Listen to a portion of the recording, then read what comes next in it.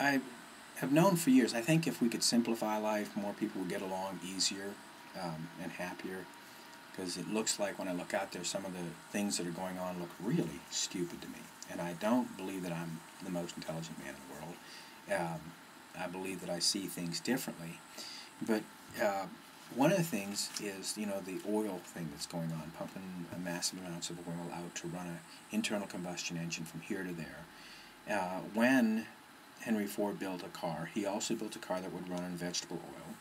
I think it was Rudolph or Randolph diesel. That was what the diesel was about, to run on a fuel that was renewable. Right?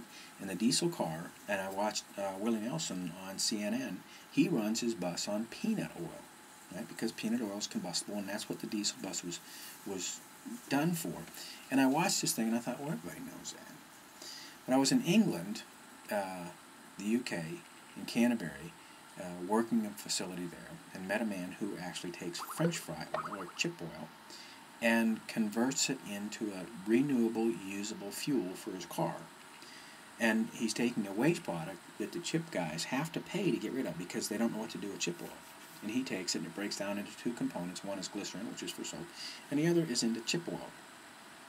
Now my daughter came home from school one day, and she said, "What kills more, Dad, sharks or coconuts?" And just the way she asked it, I said, "Well, it's got to be coconuts." She said, "Why?" I said, "Because the way you asked the question, they would not make that comparison. You would think, ooh, all the violent deaths." But more people are killed by coconuts falling out of trees. And if you've ever seen a coconut fall from a tree, when it's up there 40 feet or so, and it comes down. We watched it split a tile at a Hawaiian hotel one day. Just came down, whack. This really thick tile was cracked by this coconut. So I'm going to start a campaign, kill the coconuts, get rid of the coconuts, because if you took coconuts and squeezed them into oil, you could run your car on the coconut oil. Okay, now, I know that there's a lot of coconuts that are not used in Hawaii. You look around, they're hanging from trees. I don't know if there's an excess of coconuts, but there are things that we could plant, gee whiz, let's mention it, hemp, that makes oil.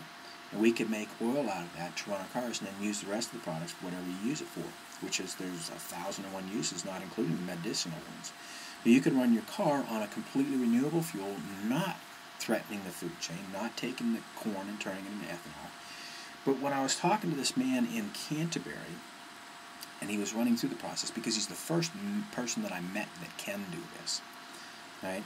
Somebody was sitting at the lunch table with him. I said, "I didn't know that." I thought, "You didn't know." I said, "You didn't know what?" And they said, "I didn't know that you could run a diesel car on vegetable." Well, you can, and it would be easy. It would be easy to convert them. You can get them converted I know in Austin, Texas. I don't know where else. But I think if we could simplify things, make things renewable, life would work a little better for all of us. We wouldn't have to fight for oil. Who wants to fight for that? Who wants to fight for anything? Bye.